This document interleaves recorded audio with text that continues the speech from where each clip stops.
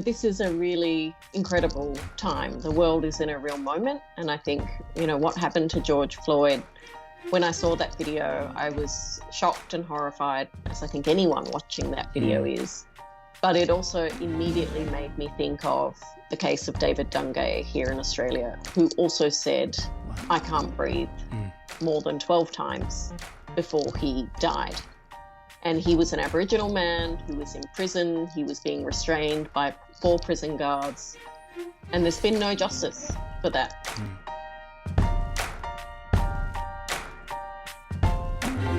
You're listening to Justice Matters with Tim Buxton, a podcast inspiring the fight for a world where everyone belongs.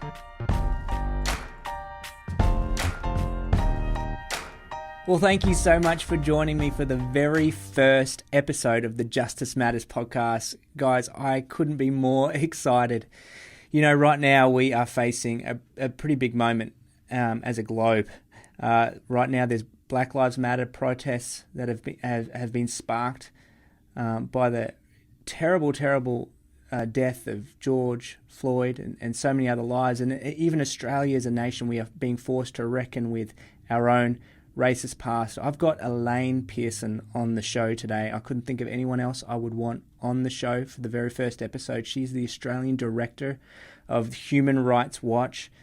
She has been in that role for 7 years. She has travelled the world working for NGOs. She's lived in Bangkok, Thailand. She's lived in the UK, the USA. She's lived in Nepal. She's travelled extensively for her work, and she brings with her such clarity, understanding, such insight, and really first-hand knowledge as she shares stories, even from her own past, her own upbringing here in Australia, where she was a first-hand experience of racism here. She really does, I think, set things off incredibly for what I hope this podcast to be, a place where we really discover that justice really does matter. Look, guys, let's go to the interview. Thank you so much for joining me, and I'll see you on the other side.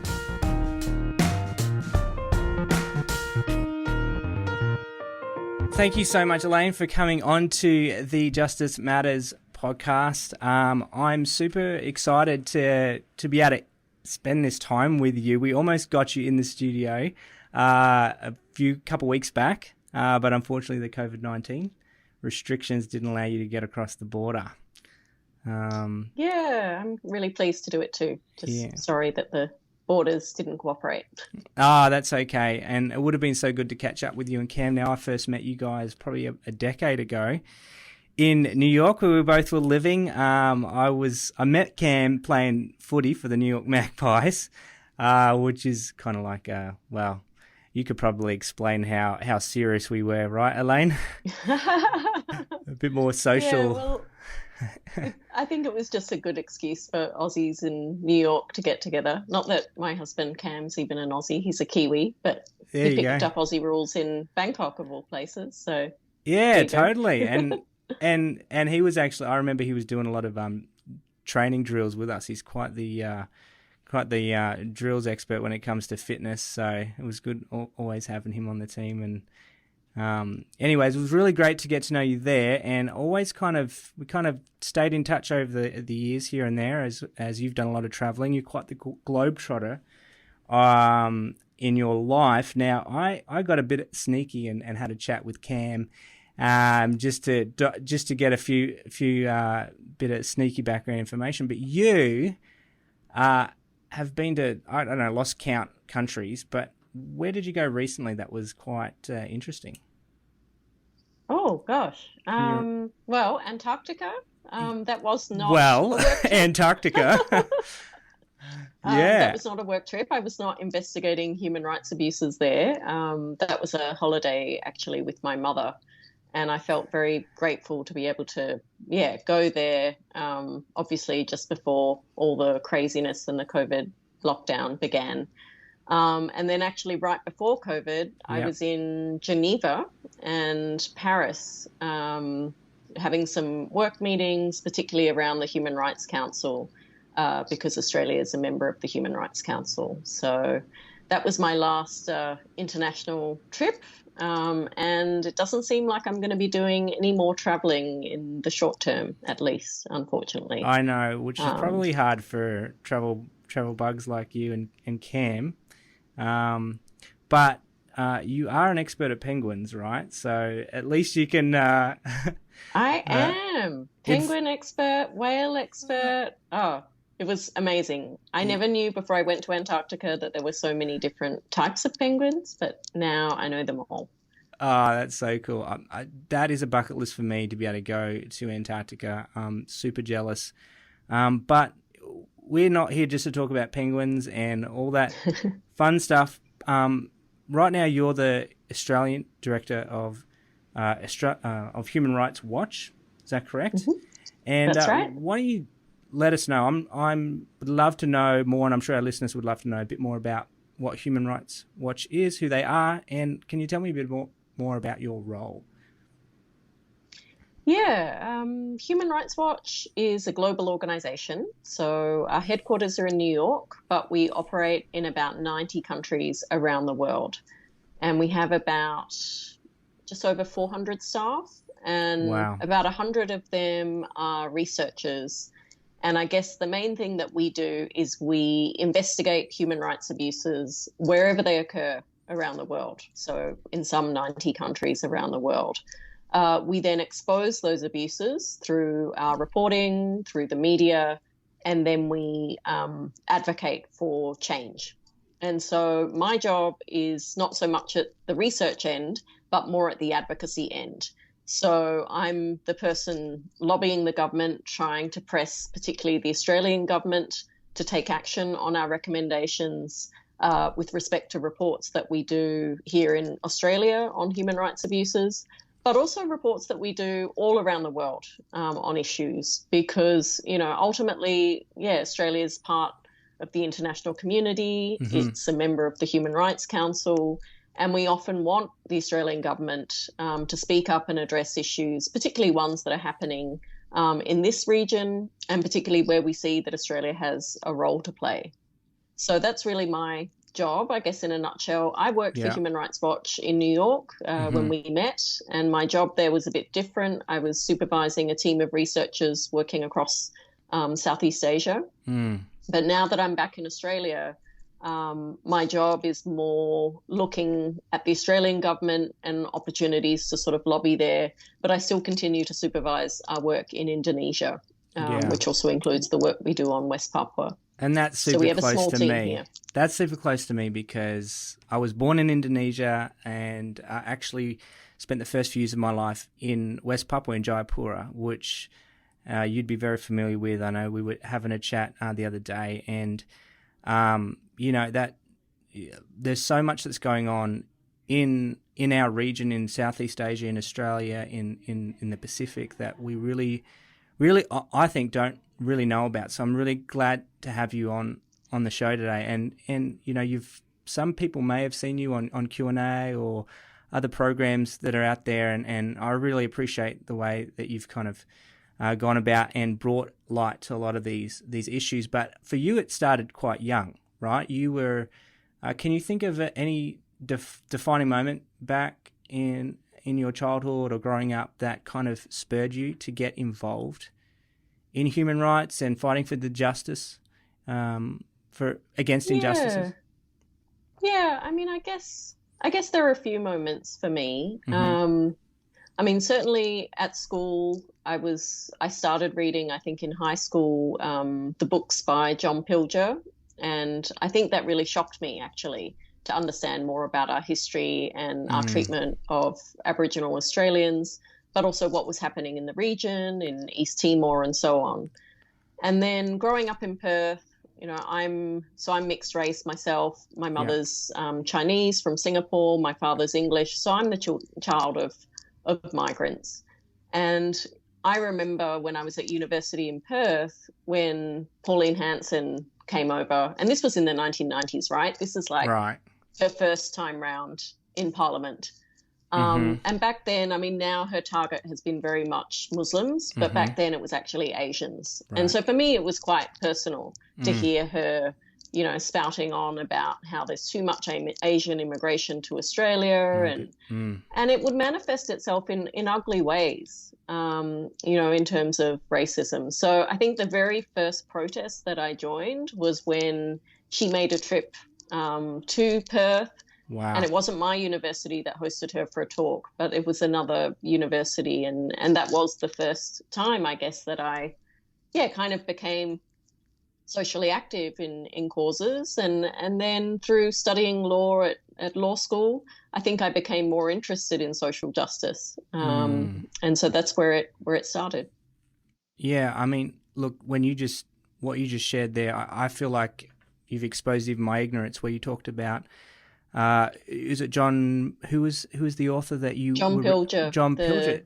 Yeah. Yeah. Can you just, like, for my own sake, and I don't know who in our listeners would even know who he is. I mean, share a bit about what inspired you about what he shared and who he was. Yeah. So I guess, he's an investigative journalist. He's Australian, but he's based in the UK. And I guess now maybe his name might have faded a bit, from headlines. And so people might not be aware of who he is. But he is continuing to write. He's still active.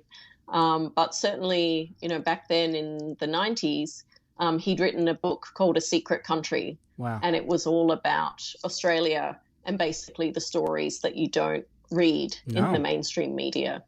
And then he wrote, he wrote about a lot of different things, but particularly about Timor and East Timor and the way in which the Indonesian government invaded East Timor, the horrific human rights violations that were taking place there, and really the complicity of governments like the Australian government, like the US government, that failed to act. And I think that's, really what got me interested in many ways in human rights issues, was reading about this and thinking, okay, how can I get involved in addressing some of these injustices that are happening around the world? Yeah, and I think it always begins of just becoming aware of these things, because these aren't things that we want to necessarily seek out and find about our dark past, you could say. And so it is so important. It is a journey. I think I'm, in light of recent events, am having to reassess my own past and our own history as a country. And I think we'll get into talk a bit about that in just a little bit. It'll be really good to touch on a couple of key issues that have been happening. But you got your start. You mentioned you at uni, you inspired. You got your start, I believe, in Thailand, working for an NGO. I heard you became a pretty good cook, well, at least Cam tells me. And in fact, you met your husband, Cam, there. Is that right? I did. Second time round, though. I had time round. Okay. Two stints in Thailand. Yeah. So the first time was working for an NGO on trafficking of women. About that. And then the second time I was working for the UN. The UN, yeah. Tell me a bit more about the first time that you were there with that NGO and you got your start. So I went, pretty much straight out of graduating from law school in Perth. I was 23 years old, which now to me seems so young. But I remember at the time saying to my parents, of course, I'm fine. I'm going to go off and live in Bangkok and it's totally fine. Wow. I went actually on an Australian government program, which I don't think it exists anymore, but it was called Australian Youth Ambassadors for Development. Wow. And it was a really great program, actually, because it sent young people into the field, working for different NGOs, organizations, sometimes governments, in different roles, for a period of time. So for me, it was a 12-month program, and I really learned a lot. I was working with this small, scrappy NGO on the issue of trafficking of women, which is, basically the forced enslavement of women in the sex industry, but also in factories, in domestic work. And it was an issue that was just coming to the UN's attention. So I remember, I think, when very early on, I was able to go to Geneva with them. And it really opened up my eyes. to these issues. And it was really the right time, I think, to be working on trafficking, Right. because at that stage, the UN was negotiating a new treaty, a trafficking protocol. And the focus was very much on crime and organized crime and controlling the crime of trafficking, trying to get governments to criminalize it and make it an offense, because it wasn't, always an offense in different countries. And, what we were trying to do is to say, this is not just a crime problem. This is a human rights problem. And you need to treat these people who are victims as victims with human rights, and not just treat them as, tools of the prosecution, but really make sure that they're protected and supported. And I think that was one of the things that really sort of opened my eyes when I was living in Thailand, is that, it's not just the horrible treatment that someone gets when they're locked in a brothel and they don't have freedom to leave, and, the horrible stuff that happens to them. It's also what happens after they're rescued by the authorities, or in some cases arrested by the authorities. Back then, women were being thrown in jail because, they were seen as illegal migrants, or, in some countries, prostitution was a crime. Mm-hmm. And so they were really being, sort of double victimized, first by the traffickers and then by the governments. So our focus was really about trying to change that. And we were successful. We got the UN to include human rights protections in that protocol. And so that sort of laid the blueprint, really for governments to then enact their own laws and provide better protection for victims. Wow.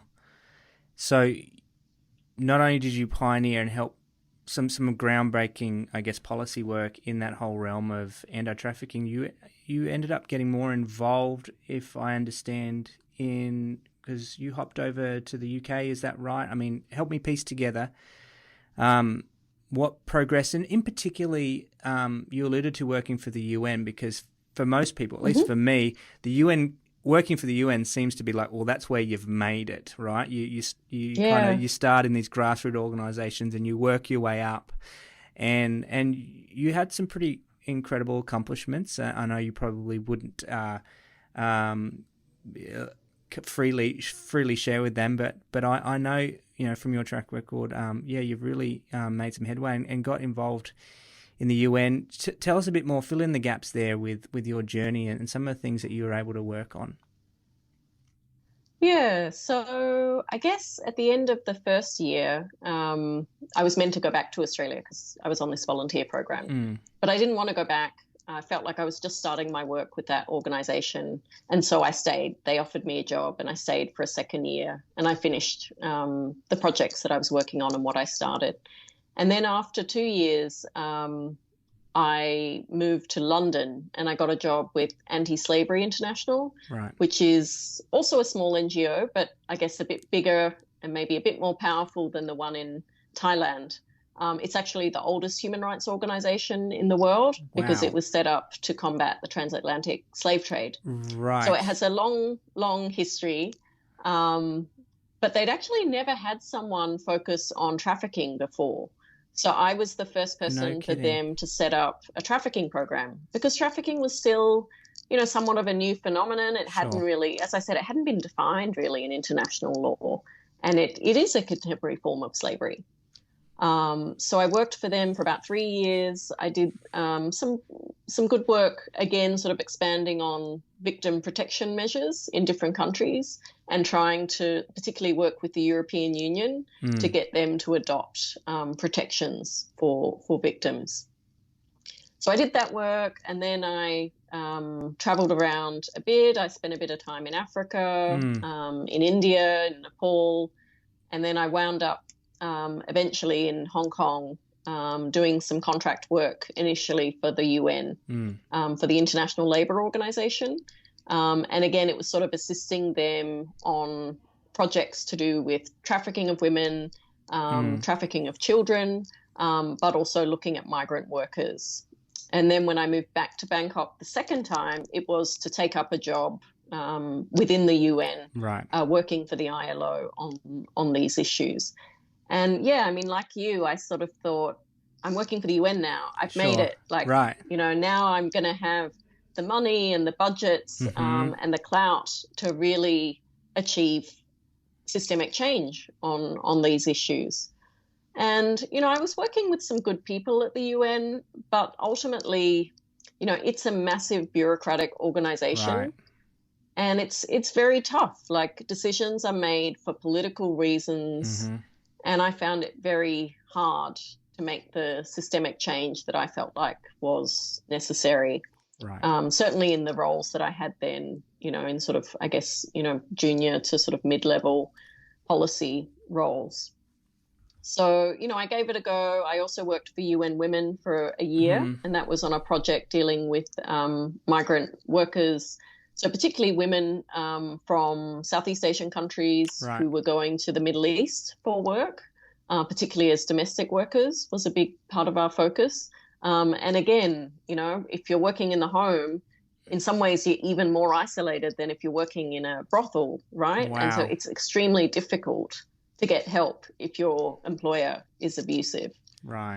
So we uncovered some pretty horrible stuff. And what we were really trying to do is to get governments to provide sort of more support and more protection so that if people ran away from those conditions, they would be supported and not just, deported back to their home countries. And I can relate because these are, at the end of the day, they're people. They're humans that have family that are suffering in so many ways. And even my own experience living in Iraq and trying to respond to quite urgent crises and having to see the way the bureaucratic system kind of rolls and works can really get challenging when you're day to day faced with some, just like you said, people that might not have the access, the ability, even if they wanted to get the support and help to get out of the situations that they're in. So I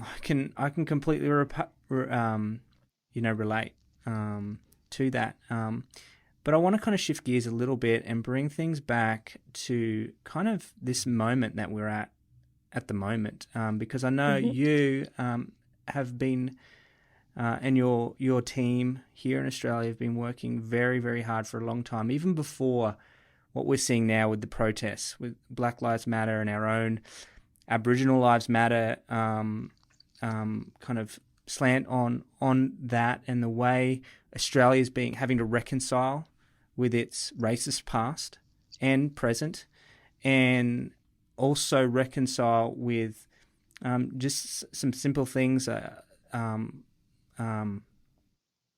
wouldn't say simple things. The issue that is, I think, at the forefront, Aboriginal deaths in custody and the inaction that has gone on for years and years. But you guys have been working in that space long before what we're seeing that has been sparked by the death of George Floyd in the USA. Can you share a bit about what Human Rights Watch is doing, what you've been involved with, and I think just share with our listeners, help us understand some of the maybe more nuanced things that we don't really fully get when we just watch the media today. Yeah, I mean, I think this is a really incredible time. The world is in a real moment. And I think, what happened to George Floyd, when I saw that video, I was shocked and horrified, as I think anyone watching that video is. But it also immediately made me think of the case of David Dungay here in Australia, who also said, wow, I can't breathe more than 12 times before he died. And he was an Aboriginal man who was in prison. He was being restrained by 4 prison guards. And there's been no justice for that, for that killing. It was also captured on video, but the coronial report did not recommend any disciplinary action. So, Human Rights Watch's work, I guess, in these issues, we've been doing quite a lot of work around prisons and particularly how prisoners with disabilities are being treated. And it might surprise people to know that more than half the prison population in Australia has a disability. Wow. Now, that's not just physical. It's huge. More than half, just over half. And so that's physical, that's sensory, that's cognitive impairments, but it also includes mental health conditions. And that's the main issue here. But our prisons are really not set up to deal with disabilities at all. Prisons are set up for punishment. Right. And so the situation we have now is we have these overcrowded prisons. We have too many people in there. We have a lot of people who actually really urgently need mental health support, and they're not really getting it in prison. And many of these people are Aboriginal. I mean, we know that our Aboriginal population is only 3% or something of the Right. Australian population, and yet 27% of those who wind up in prisons. So there is a lot of work that needs to be done to make prisons, not only better for people with disabilities, but also more appropriate, culturally appropriate Right. for Aboriginal people. And I think that's why we have, there's so much attention now on deaths in custody. Just last year, I was in WA, up in Broome and in Perth, investigating a few different cases of deaths in custody. One was a horrible case of an Aboriginal man with schizophrenia who was beaten to death by other inmates in the prison. One of the other cases was an Aboriginal man who had a long history of being in and out of prison, but he also had a long history of mental health needs. And he had to go to court one day. He left his home not thinking that he was going to wind up in prison. He actually said to his mum, leave the chicken out. I'll cook dinner tonight, Mum. And then he went off to court. And unfortunately, the relative who was meant to post bail, for whatever reason, wasn't in court that day. And so they took him to the Broome prison. And he was known to those prison guards. I mean, he'd been in and out of prison. They knew that he had a mental health condition, yet he wasn't given support. And all the warning signs were there. He started asking for his medication. He started banging his head against the wall. Anyway, within a few hours, he'd hung himself in the shower, and his name was Mr. Jackamara. So, these cases, there are so many of these cases, which I think cut very close to home when we are marching, for Black Lives Matter. Right. We are also marching about the systemic changes that are needed to our system here in Australia to ensure that, pervasive racism doesn't result in so many Aboriginal people winding up in custody. I think it's important we tell these stories. It's easy to be indifferent when someone is just a statistic. But when you hear their stories as you faithfully share on behalf of these families what is going on, it's important for us to listen and take note. Because 30 years ago, correct me if I'm wrong, there was a royal commission into Aboriginal deaths in custody, and yet there doesn't seem to be that much, if any, meaningful action truly that's taken place. I mean, can you share a bit about that, and maybe some of the action that Human Rights Watch is working towards to ensure that something's done about this? Well, yeah, that's right. I mean, there was that Royal Commission 30 years ago, and I mean, I think the greatest change that has happened since then are physical changes to the prison infrastructure. So basically making it more difficult, to be completely blunt, making it more difficult for people to hang themselves in prison, so people don't have, the tools or the ability to do that. But that's clearly nowhere near enough. That's not addressing the reason why people feel that way, why people would, get to that point. And, Right. The problem is, prisoners often find it very difficult to get access to counselling. The way in which these issues are treated is often just putting someone in a safe cell, a padded cell, which is, supposedly a place where they're under closer observation and monitoring 24 hours. But it's not necessarily a place where they're going to get better.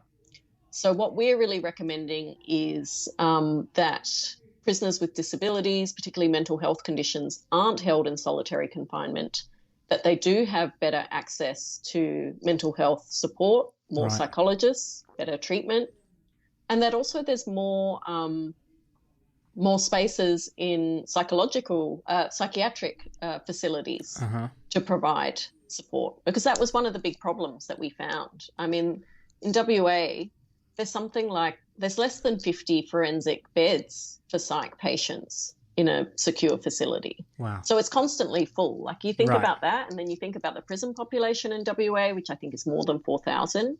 Like, clearly that is not enough. Right. And those beds are also serving people in the community.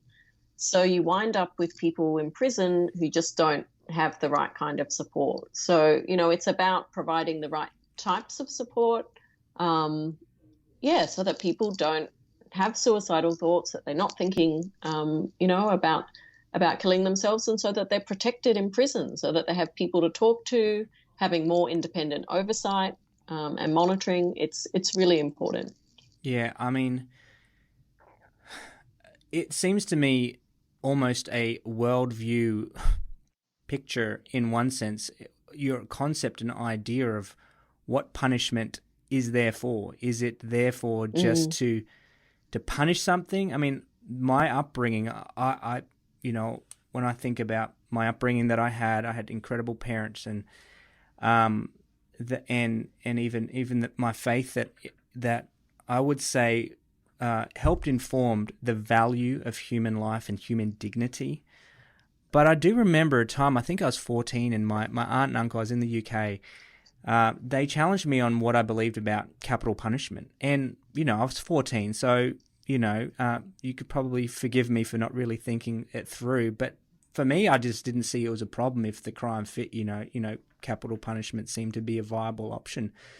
But what it cuts to the heart at for me, and as I've grown, as I've raised, as I'm trying to, at the best of my ability, raise 4 children, is when I discipline my children, it's to bring them, it's to restore them, I guess, is to bring them into a better place in the future. It's not just to purely be punitive in the way we do this. And I think it touches on a bit of our worldview, the way we approach this issue in general. Would you agree? Yeah, absolutely. I mean, I think that's a big problem with our prison system, is it really is set up and it's about punishment. And, I think some of the hardest cases that we worked on were people who were being held in what they call sort of the maximum security units. Mm-hmm. So they're very high security units. These are people who maybe they haven't been following the rules of the prison. Maybe they've been violent. Maybe they've attacked other prisoners or prison staff. But they're basically fed, through a grate. They have no real human contact. If they talk to anyone, it's always through glass or through a wall. And I mean, I think that's really just basically giving up on people. Like one of the cases that we were following, he'd been in one of those units for 12 years. And it's like, how can you expect someone like that? No, that's mind-boggling. Even to be able to go back to the regular prison, let alone be released into the community after living like that.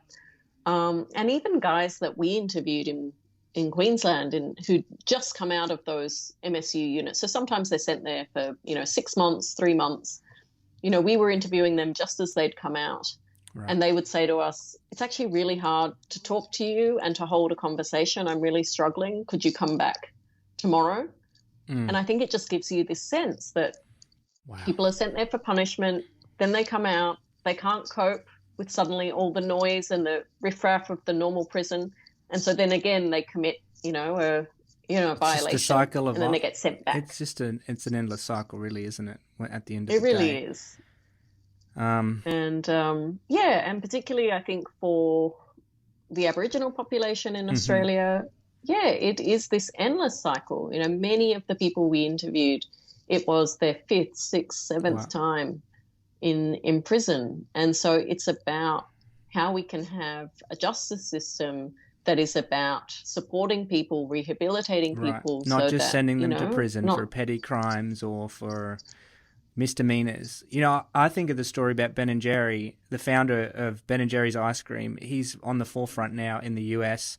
He's for a long time advocated for Black lives and for those that are vulnerable and systemically oppressed in the US. And he talks about this moment. I remember, I don't know if it was a short little video clip or a tweet or something, where he says, look, I shudder to think what happened when I was caught with marijuana back in the 70s. If I was black, there probably would not have been a Ben and Jerry's ice cream. I'd probably still be in prison to this day. And just that kind of statement, he was right. I mean, Yeah. And I think what you're alluding to here is Aboriginal, Indigenous Australians have got the raw end of the deal. We haven't done our job to serve them, to understand them, and their needs. And I've got both hands up and in saying, look, I need to understand. I need to learn. I need to put myself in their place.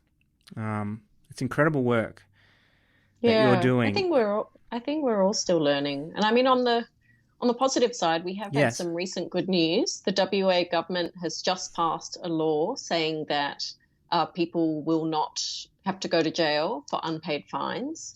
Wow. Now, this law has been a long time coming. Wow. It is really in response to the death of Ms. Du in police custody back in 2014. She was taken into custody actually after a domestic violence dispute, and they realised she had some unpaid fines, so they took her into custody as well as her abuser, and she wound up dead in custody. But, look, it's been 6 years, so it's taken a long time. But I think it's a really important step that the WA government has made this important change. Yeah. And no one should be going to jail just for, something simple like unpaid fines. Right. Oh, that's fantastic. And there's a couple other, I think, points of action that you alluded to earlier in around how we become more prepared in whether it be better trained staff and a few other ways that we can make sure we're addressing, because these issues are kind of, they're nuanced, they're not simple. Human Rights Watch did a study. You across, I think, was it what were the countries where you kind of did a study? France was one of them. Yeah, they were different. So they were different reports, but basically we've done a series of reports looking at how prisoners with disabilities are being treated in different countries. Right. And so it's kind of interesting to see in each country the problems are slightly different. There's no silver bullet answer, right? To this. No, there really aren't. The issue in the US was really around excessive use of force, unfortunately, and physical restraints used against people with disabilities, especially mental health conditions. In France, the issue was over-medicating and forcibly medicating people with mental health conditions. And here, the issue was really overuse of solitary confinement on these issues. But, as you said, I mean, I think, there has been a bit of progress. We put that report out on Australia 2 years ago. I was back in WA meeting with some prison staff. And, I think, one of the staff actually said to me, I read your report and it really made me think twice about how I do my welfare checks with prisoners. Wow. And that, I'm so glad to hear that they are actually reading our report, because you never know if they do or not. And I hope that they're actually adopting some of those recommendations of like better training in mental health support for prison staff and prison guards, because it's a really tough job. It's not an easy job to work in the prison system at all. But it's about, learning ways to sort of de-escalate certain behaviours, learning ways to identify different types of mental health conditions and what's an appropriate way to respond. We got to invest. I mean, personal development is key. I mean, some teachers have a hard time going into school these days to teach, and let alone going into a prison system, a maximum security prison system, and having to, sometimes, be in harm's way, and there's a lot that these men and women do that goes unseen. You're right. There's so much we could talk about that. I know your time is precious, and I think we could easily have you back on to talk about some more issues. But I'd like to, if you have some time before you go, just to touch on something that's a bit closer to my heart. But I know something that has been an ever-present issue for Australia, and it's with the offshore detention policy that Australia's had, and really in general asylum seekers at large for decades now. It's been a highly politicised issue. It's been an issue that sadly has been a blight, I think, on Australia's human rights record internationally.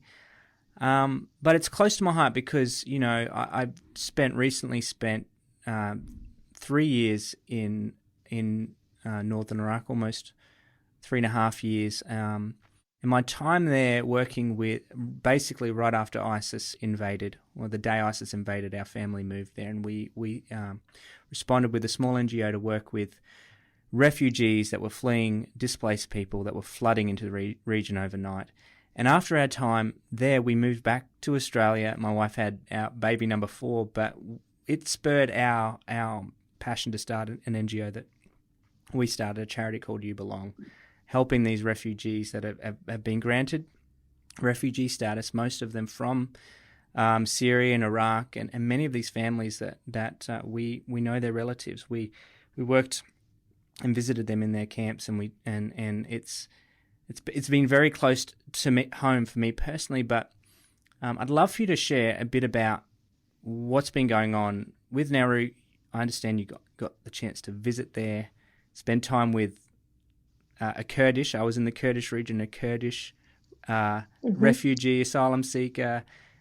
I got to stop talking. Why don't you share a bit about your experience there and kind of help inform us on what's been going on and in that space. Yeah. No, and I really want to commend you on the incredible work that you've done, Tim, also in the refugee space. You know, in Iraq, I think you've seen firsthand how people have had to flee their homes. And so you know how difficult it is for people. And I think sometimes for Australians, when people were seeing the images of people coming on the boats, it is quite difficult to know, you know, what are the backgrounds of these people? Who are they? Where did they come from? What are they fleeing? And this is an issue that's very important to me too. I mean, I feel like it's been, in July, it will be 7 years since we've had the offshore processing in Papua New Guinea and Nauru restarted. It was obviously something that was proposed by Rudd. It happened previously under the Howard era, but then was restarted again. And around the time that started was actually around the time that I moved from New York to Australia to set up Human Rights Watch. So I feel like this has been an issue that we've been working on from day one. Yeah. And, you know, I visited Manus Island in Papua New Guinea twice. I met with many of the refugees and asylum seekers. I went in, I think it was 2015 and then 2017. So I actually saw the steady deterioration in people as well, in their mental health over that time. I met with Behrouz Boochani, who, you know, is the Kurdish refugee. I think I've got his book behind me. He wrote a book called No Friends But the Mountains, which actually is a Kurdish proverb, just so you know. If you ever read his book, Behrouz Boochani, it's it's a nation that has been traumatized, a whole people group and whole ethnicity that has been traumatized. Their two main proverbs are, we're the orphans of the universe and we have no friends but the mountains. Get that for your kind of your national or ethnic identity, when that's kind of your go-to proverb. But anyway, sorry to distract it's an incredible book. Yeah. And so incredible that he wrote it under those conditions of, you know, basically being imprisoned on Manus Island. And I think that's something that, you know, people think, it must be so horrible to go there and to witness these conditions. But you meet young men who are so inspiring, who are smart, who are so switched on. They've managed to make it all the way there. Goodness. Like, they would be such good citizens for Australia if only the Australian government, would let them in. But instead, I'm very happy for New Zealand. I mean, Berouz he managed to make his way to New Zealand to speak at a writers' festival about his book. And, I think he'll really go a long way. I was at a conference speaking about migration in Germany a year ago, and there were academics from all over the world debating his book, which was just incredible to see. And I think that's one of the really great things, is he is not letting that experience, really define who he is as a person. Wow. And I think that's something that's really important to a lot of the refugees who have been through that experience. I was in Chicago last year, and I met up with some of the refugees that I'd previously met on Manus, and some of the ones who are on Nauru. And they just said to me, Elaine, I'm so glad that I don't have that word refugee plastered across my face anymore. That's all I felt. I just felt like refugee. The guards would call you by your boat number. They were like, here in Chicago, they call me by my name. If they don't know my name, they call me sir. Like, it's just such a different experience for people. And those camps, they're so militarized. They're told, when to eat, when to sleep, what to do. They would get wandered, going from one part of the camp to the other. Those camps have now been dismantled, but they've just been shunted, from one island basically to another, from Manus to Port Moresby. Wow. And now they're, living in pretty horrible conditions. There's only a few hundred or so left now in Papua New Guinea.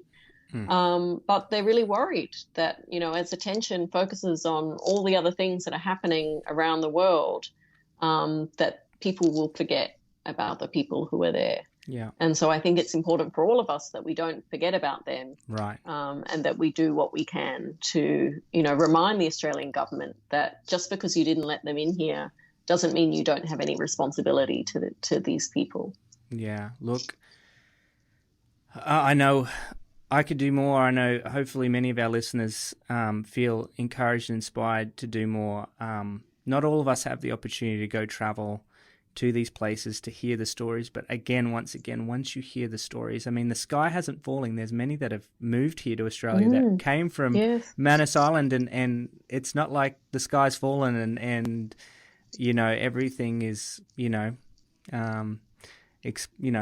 there's issues left, right and center. I mean, I think if we can get beyond the fear, if we can get beyond the rhetoric, get beyond nameless statistics and really hear the stories, I think that there is something good in all of us, something appealing to our core humanity, really, our common humanity, that we are better than this, that we can be leaders in this space and not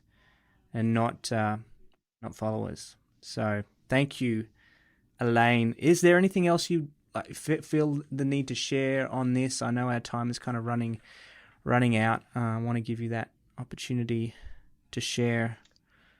I think on that refugee issue, we're also continuing to, battle for the rights of those who've been transferred to Australia. Mm-hmm. Some of them are living in the community. Some of them have jobs. Okay. But obviously they've been affected pretty badly by COVID because many of those jobs aren't secure and probably have been interrupted. And some of them are still being detained. They're being held in hotels in Brisbane, in Melbourne. They're put in hotels rather than detention centres because they're a low security threat. But, it's going on it's been more than 9 months now. Can you imagine being in a hotel room for 9 months?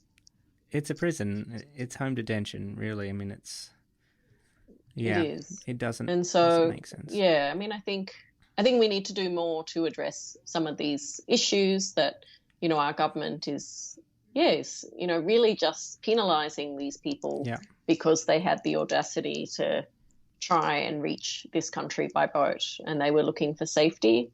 And certainly 7 years later, they still haven't found it.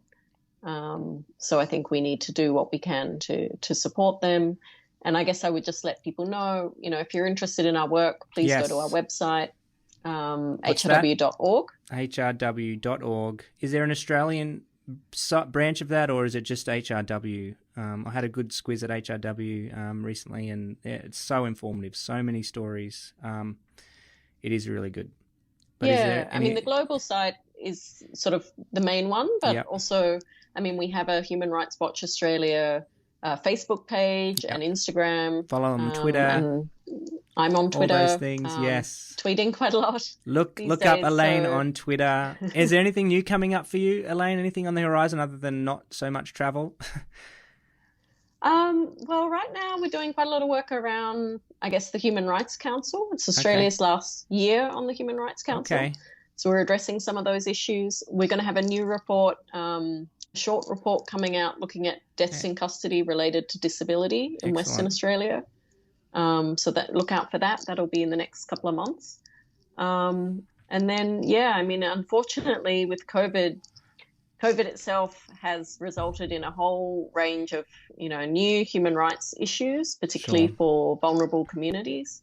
So we're doing quite a lot of work also in drawing attention to that, and particularly the way in which some authoritarian governments are using the excuse of COVID really to ram through national security legislation or, take certain measures to further crack down on their citizens. And we're seeing that in the Philippines, seeing that in Cambodia.